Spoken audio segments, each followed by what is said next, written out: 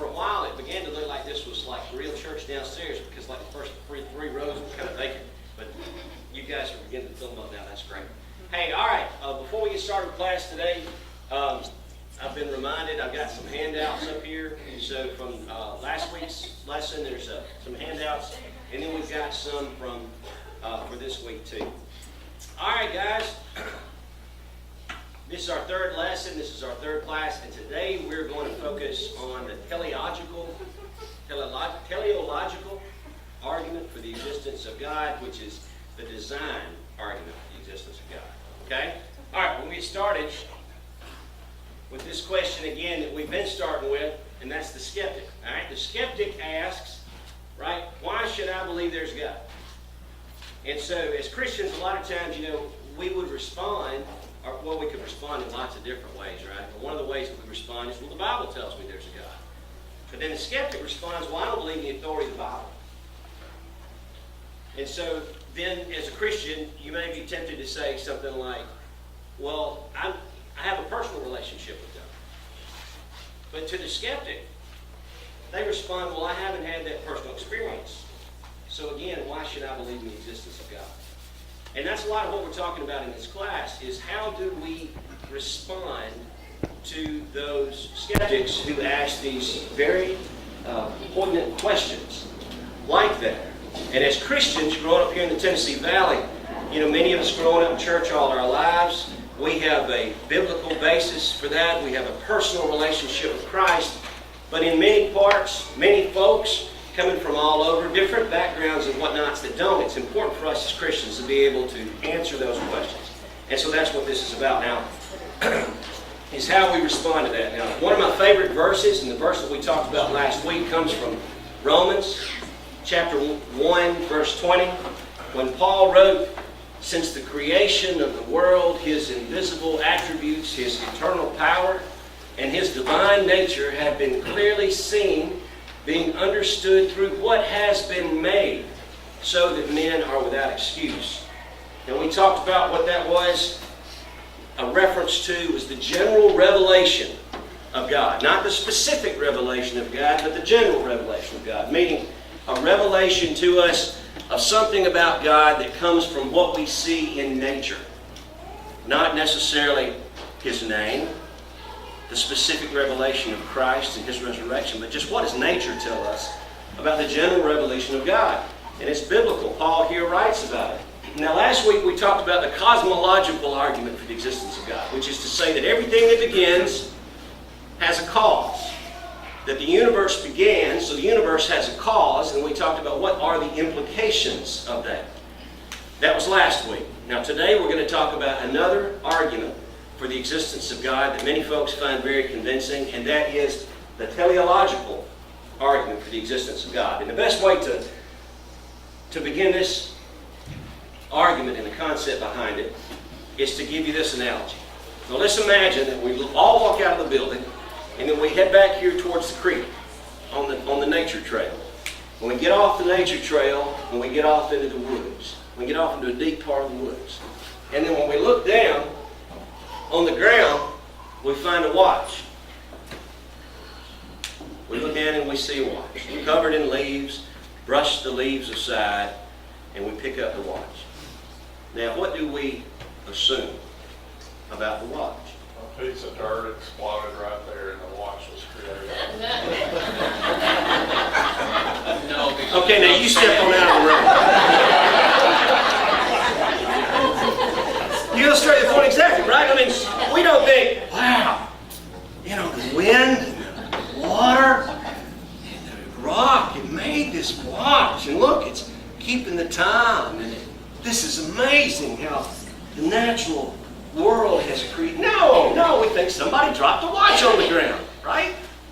We think, oh, something that is so intricate, that is so well designed, this machine that is functioning in this precise way, which is ordered, it's got the little numbers all around it. That is the product of a watchmaker that has design associated with it.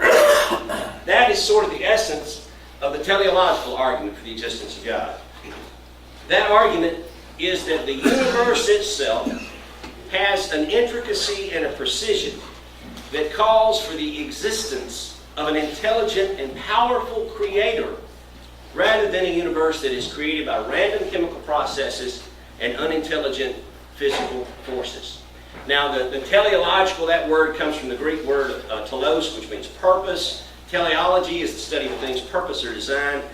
But basically, it's called the design argument. That what we see from the universe suggests to us, from the observance of the design, that there is a designer. Now, there is no way in today's class that we can talk about all of the different examples. There are tons and tons of examples of what I mean about the complexity in our world and how it calls for a designer. So instead, we're just going to focus on a few of them. And the first one I want to talk to you about is something that physicists call the anthropic principle. The anthropic principle. Now, this essentially is the concept that all of the seemingly unrelated and arbitrary constants in the laws of physics all have something in common. They are precisely the values that are necessary to sustain a universe that is capable of sustaining life. In other words, physicists have noticed that there are many different environmental laws and factors that they are so precisely attuned in the universe to support life such that if any one of them was messed with or tweaked with just a little bit, that it would disallow the conditions for life. There are lots of these. I'll just go through a couple of them. You know, I told y'all, every week when we do this class, one class is going to be kind of like a math class, and the other one's going to be kind of like a science class. And so I know we've got some math teachers. Is anybody a science teacher in here? All right, awesome. Well, just come up here and throw me aside if I really mess this up too bad, okay? Because I am a lawyer, and as y'all know, that means I have virtually no applicable skills in the real world. All right. The strength of gravity, the gravitational force. Last week we talked about the Big Bang, right? All matter, all time, everything beginning from one focal point, shooting outwards. Now, there's a gravitational constant. It is the rate of gravity. If that were just a little bit more, then when all that stuff exploded outward, it would have coalesced back again together into a big crunch. Okay? If it were just a little less, then when everything went outward, the gravitational pull would not have caused clumps of matter to start coming back together, which eventually form suns, and planets, and the like. If you tweak, and I mean just really small tweak, even a fraction of a percent of the gravitational constant, and scientists say even 1 part in 10,000 billion, okay? Tiny fraction. And if you increased it such that, you'd be a billionth of a gram heavier or lighter, that the universe becomes completely different. Just a little tweak to make it greater. And no stars or everything changes. If it's just a little lighter, stars, galaxies, they can't form. If it's just a little bit more, we are crushed. And it's all set on such a fine setting. All right, you go to the next thing. Many of us from science remember that you have atoms, right? You have protons and you have electrons and the like. Well, protons and electrons have a certain ratio of mass to one of them. The mass of a proton is roughly 1836.1526 times the mass of the electron, which I would never have known if I had read that as I was prepared for this lesson. Well, if you change that ratio by just a hair, then many of the chemical compositions that are essential to life cannot form because the atoms are unstable. There are these things called strong and weak electromagnetic forces that have something to do with how carbon is formed. Now, we are all carbon-based life forms, all of us. Now, as carbon-based life forms, in order to get carbon, you've got to take 3 heliums, okay? You've got to put them together. You're nodding your head. You've got to put them together. They fuse together. Well, the energy ratios have to be such that that fusion can occur. But if you tweak the electromagnetic forces that are involved just a hair, one way or the other, the helium can't stay there long enough to form the carbon. And if you don't have carbon, you can't have life. Now, these are just a few. There are many others. The expansion rate of the universe, the entropy level of the universe, the mass density level of the universe, the velocity of light, the average distance between stars, and we could go on and on and on about all these different things. There are so many of these constants, and if you adjust any of them, we're not here. Which has led scientists, some of them, to conclude a number of amazing things. This is a quote by Dr. Francis Collins, who is the head of the Human Genome Project from back in the late 90s when the human DNA was mapped. The United States government through a project called the Human Genome Project. Francis Collins says, when you look at it from the perspective of a scientist of the universe, it looks as if it knew we were coming. There are 15 constants, the gravitational constant, various constants, etc., that have precise values. If any one of them was off by even 1 part in a million, or in some cases by 1 part in a million, the universe could not have actually come to the point where we see it. Matter would not have been able to coalesce. There would have been no galaxy, stars, planets, or people. All right. Y'all probably saw when y'all came in today. There is a stool that is in the middle of this room that's got 35 dice on it. And all of those dices. I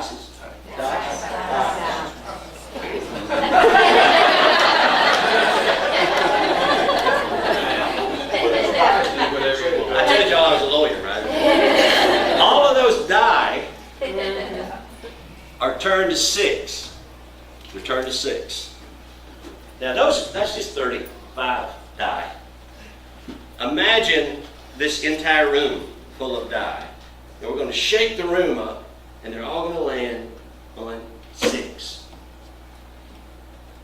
And if any one of them are turned towards 5, we're not here. That's what we've got. That's what the anthropic principle suggests. That there is such a level of precision. Could that be random chance? Or is it more reasonable to consider that possibly it's not random chance?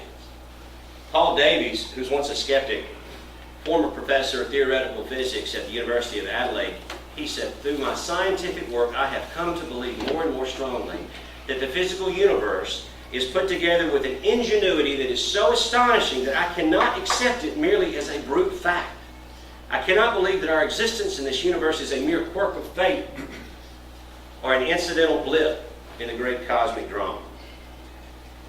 Oxford educated John Leslie, who catalogs man's anthropic examples like this in his 1989 book, The Universe, said he believes that if ours is the only universe and there's no scientific evidence that it is not, that the fine-tuning is genuine evidence that God is real. Now this is just one example, this anthropic principle and the principle from physics. We can see, and here's our dice, we can also see this example in what we have here on Earth. There's so many values, there's so many things about us here on this planet, so many scientific exhibits, for lack of a better word, of this same kind of principle. If the tilt of the Earth were just a little greater or a little less, then the temperatures on the Earth would be too harsh for the human race to survive. If the distance from the Earth to the Sun were just a little bit greater, it'd be too cool for a stable water cycle. If the distance were less, it'd be too warm for that same water cycle. If the thickness of the crust was greater, then too much oxygen would be transferred from the atmosphere into the crust and wouldn't be available for us to breathe. If the crust were thinner, then we'd have too much volcanic and tectonic activity. If Earth's gravitational interaction with the moon were greater, then the tidal effects of the oceans, the atmosphere, and the rotational period would be too severe for us. If it were less, then Earth's orbit would change too much, which would cause climatic instability. If Earth's surface gravity were greater than it is, then the atmosphere would retain too much ammonia and methane, which is poisonous. But if it were less, it'd lose too much water. If the length of a day were greater than what it is, temperature differences would be too great to sustain life. But if the day was shorter, spinning faster, then the atmospheric conditions and velocities make it too great for us to be able to survive like we do. The point is this. We live on a, the book says, a privileged planet. We live on a planet where all these things are set just so. And not only, and this is just one example I wanted to give y'all, because y'all remember this last year in 2017, we had a great astrological event, right? Which was the solar eclipse. We had the solar eclipse. Well, me, my son Harrison, my mom Gail, we went, made that short trip north to get into the path of the total solar eclipse. Look, check us out. There we are. That's right, with our eclipse glasses that were very coveted before the eclipse, and then everybody threw them down right as soon as the eclipse was over with. There we are, looking at the eclipse. Y'all, that was one of the most amazing things I have ever seen in my entire life. You're sitting there, and if you're at a partial eclipse, there's nothing like the difference between the partial and the total. Because when that moon's disk slips completely over the sun, that is what it looks like. The moon blocks it out. It's completely black. And this eerie white light comes emanating from behind the sun with little waves coming out, kind of licking at the sky. In every direction, there's a sunset around you as the sky above you darkens. The wildlife starts freaking out because everything, you hear night birds chirping because they think now it's getting dark. It's one of the most, have any of y'all ever been in the path of a total solar eclipse? Yeah, some of you, some of your hands. Y'all being kind of shy, all of you are kind of this with it. But it is an amazing, amazing kind of thing. Here's what's fascinating to me. Eclipses are better viewed on Earth than they would be from any planet in the entire solar system. There is a striking convergence of rare properties that allows people on Earth to witness perfect solar eclipses that you can't get anywhere else in our solar system. Of all the planets and all the 63 moons, it is the Earth's surface where you can observe a total eclipse like this. Now, they're only possible because the sun is 400 times bigger than the moon. But it's also 400 times further away. So it creates almost a perfect match. Because of this, and because the Earth is the innermost planet that's got a moon like this, observers on Earth can discern finer details about the sun and see this eclipse, which you can't see from anywhere else. And it is striking to me and to many that what that means is that the very time and place in our solar system where perfect solar eclipses appear corresponds to the one time and place where there's actually somebody, observers, to see them happen. Think about that. The only place it happens in our whole solar system is the only place where there are people who see and can see it happening. And we've had a number of scientific discoveries that we've been able to make because of total solar eclipses. We've been able to use spectroscopes in order to tell something about the color spectrum of the sun. We've been able to actually have confirmation tests of one of Einstein's theories that gravity can actually bend light because of experiments that we can perform during solar eclipses. We have been able to use our calendars because we see where in the past there were total solar eclipses and reconcile our modern day calendars with calendars of the past. All of this because we, in this privileged spot, can actually see this amazing phenomenon that occurs. There is no obvious reason to assume that the same, and by the way, the same properties that set up this total solar eclipse are some of these same properties about the exact distances that are required in order to sustain life on this planet. There's no obvious reason to assume that those same rare properties that allow for life to exist would also provide the best overall setting for us to make these kinds of discoveries about the world around us. Is that mere chance? Are we prepared to accept that as chance? Now, and it's not just the laws of physics. We could go on, it's not just the solar system. We could go on, and we can continue looking at the amazing design that we see in nature by looking at ourselves as human beings. When we analyze the complex systems and processes of the human body, then it also presents us with an opportunity to make these kind of conclusions. Doctors are in a unique position in order to be able to comment on the complexities of what we see in the human bodies and what that might mean. So, with that in mind today, we have a guest with us. My good friend, Dr. Keith Hill, is here. Now, some of y'all may know Keith. Keith may have taken out some of your tonsils. I don't know. It's entirely possible. Keith, his wife, Cheryl, and Connor and Sarah, his children live here in Athens. Keith is a doctor with Valley ENT. He was educated at Auburn University, so we know he's incredibly smart, incredibly well educated. He then went to UAB Medical School, did his residency out in Texas. He specializes in otolaryngology, the study of ear, nose, and throat. And he is here with us today to talk with us. So y'all please join me in welcoming to our class my good friend.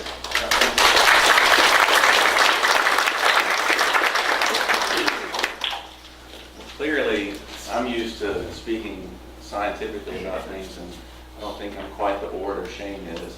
He's had a few years with storytelling, but it's certainly very entertaining. We were at our house, and he was helping me with some law issues, and we just started discussing his Sunday school class and what he was teaching y'all about, and it was very interesting to me. And I just mentioned to him how, as I grew into medicine and learned more about the study of the human body, how much it strengthened my faith.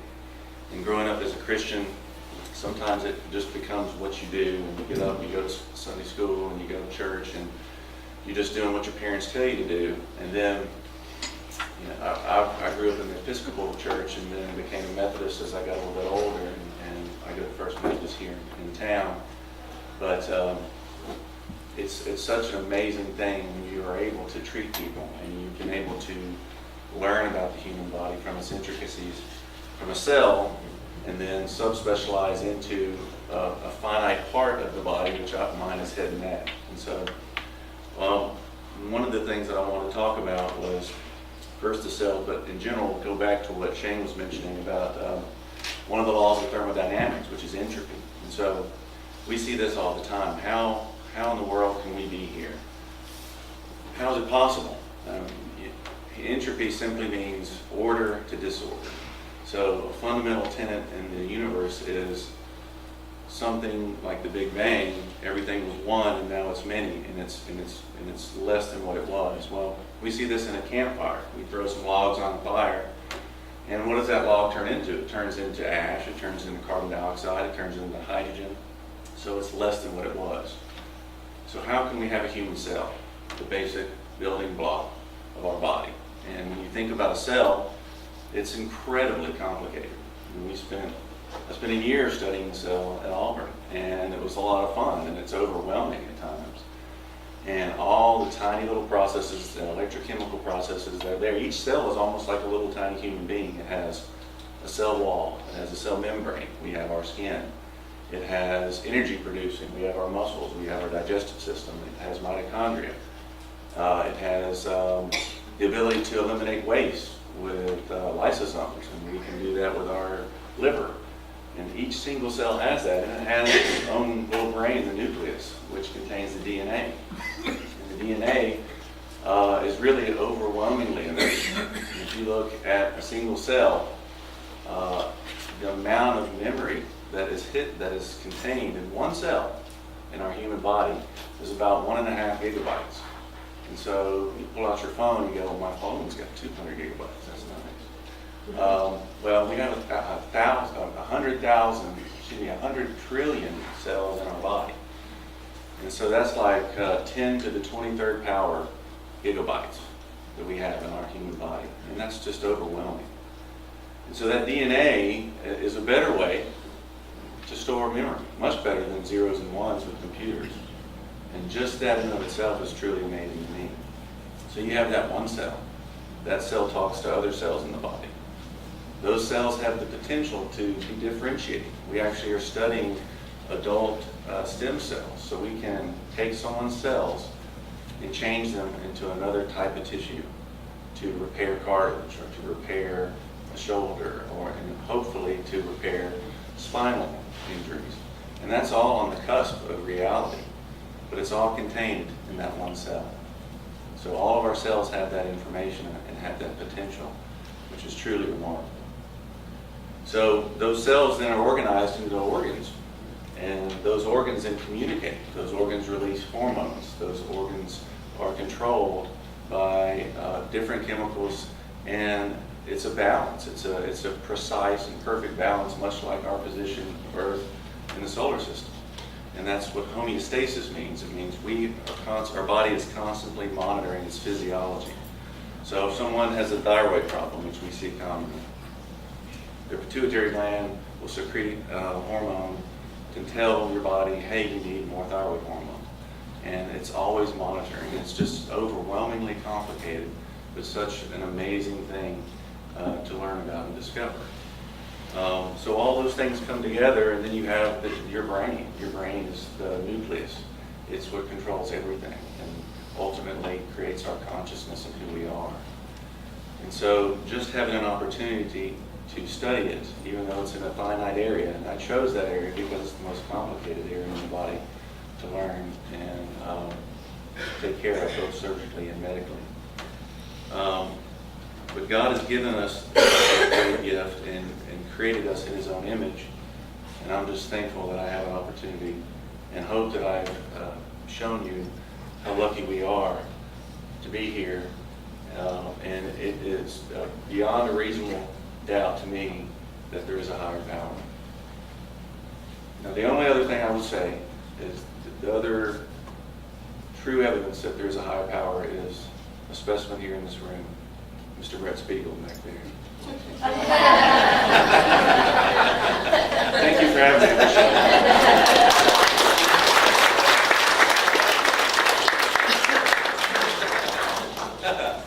So, what do you make? What do you make of the fine tuning? You was talking about DNA. Bill Gates said DNA is like a software program, only it's much more complex than anything that we've ever devised. We have a DNA, we have a software program at Microsoft. It takes intelligent designers to write the computer code, right? It's like language. So what do we make of all this? What do we make of all of these differences? We've talked about the anthropic principles, about how these laws of physics are all set to attune to certain degrees. It's like 1,000 different dials that are all turned just right to create a situation where we have a universe where we can live. Okay? We've talked about the unique position of our Earth in the solar system and where it is, and how it lends itself to such precision. If things were tweaked just a little bit, it wouldn't sustain us. And we've talked about and heard from Keith about the complexity of the human body and how looking at all of those systems. Hey, we were talking about a watch in the woods. The human body is infinitely more complex and complicated with all these systems, with these millions and millions of cells he's talking about, much more so than any watch that we find in the woods. And so when you take those together, you simply have this question. Are we then to infer that this is an intelligent design behind all of these things, or are we to infer that this is random chance, that we are the winners of some huge, incredible odds in this giant cosmic lottery? Now, how many of y'all play Scrabble? Raise your hand if you've played Scrabble before. All right, let's say I got a Scrabble box, okay? And let's say you got one too. And we stand up with our Scrabble boxes, and we throw them all into the air. And the Scrabble, boxes come apart, and all those letters come out, and they hit the ground, bam! And they spell out the United States Constitution. Now, what would John Stockton say to me? Would John say, Shane, that is an amazing occurrence of such random events. I've never seen anything like that. I cannot believe that happened. Wow, we just won the lottery. No, Stockton's going to stand up and say, you rigged that. Right? You're going to say, you rigged that, Shane Black. You had something, you rigged that. The universe appears rigged. But another word for rigged is designed. If I threw those boxes of Scrabble up and they hit the ground like that, y'all would say you rigged it. Y'all would be saying to me, You designed it. You made that happen. Why? Because with such incalculable odds, when we see something like that happen, we know that it wasn't because it just happened. We know that it was so incredibly impossible otherwise that there must have been a design behind it. Which begs the question for us as human beings. And even if you think that that kind of thing could have just happened without a creator, does it make sense to live your life as if that remote chance is possible? So that, in a nutshell, is the teleological argument for the existence of God, that the universe reveals to us its intricacy, its precision, that calls for the existence of an intelligent, powerful creator rather than a universe that is just created by a bunch of random chances. And now you go back in light of this and you look at some of the verses we see in our Bible that we're so familiar with that we've seen before. In Psalm chapter 19, verse 1 and 2. The heavens declare the glory of God. The skies proclaim the work of His hands. Day after day they pour forth speech. Night after night they reveal knowledge. That they're telling us something. With respect to the body, Psalm 139, verse 14, I praise you, for I am fearfully and wonderfully made. Wonderful all your works. My soul knows it very well. And then again to the key verse that we talked about and started with last week and this week. His invisible attributes, His eternal power and divine nature have been clearly seen, being understood through what has been made. As Christians, we don't have anything to fear from science. We don't have anything to fear from discovery. Because as we discover and as we figure out more and more, what we see more and more of is an incredible, intricate universe that is a lot like that watch found in the middle of the woods that suggests to us that there must be a watchmaker, a designer. Now, when you take this argument and you put it with what we talked about last week with the cosmological argument showed us that the universe had a beginning, and that creator, that thing that caused the universe, was transcendent, was infinitely powerful, and was outside of space and time. It could even be argued to be personal. Now you hold on to that argument, you come over here and you look at this one about design, about how the complexities, the intricacies of this universe suggest to us that it must be the product of design. And you take both of those now and you look at them together. And you say, okay, what we know that there's this powerful outside transcendent force that brought all this to an effect, and we see that what was brought into effect had this intricate design and complexity to us, and we begin more and more and more to know something about, have clues about the Creator that put all of this together. Now, again, this does not tell us the Creator's name. It does not tell us that He had a Son who He sent here to die for our sins. It doesn't tell about the specific revelation of God and what He is about, but it tells us a number of surprising things about God that we can see ourselves, like Paul wrote in Romans, that these things are known by nature itself. So if you don't have access to a Bible, if you haven't seen that, you still have no excuse because of the things that you see in nature. That's the design argument for the existence of God. Now, some would say, well, this still does not irrefutably demonstrate to me the existence of God. But I tell you what it does do, if it does nothing else, it certainly suggests that as Christians, our belief in that Creator is entirely reasonable. And as such, can be used when you're talking with skeptics and folks who aren't of the same mindset as you.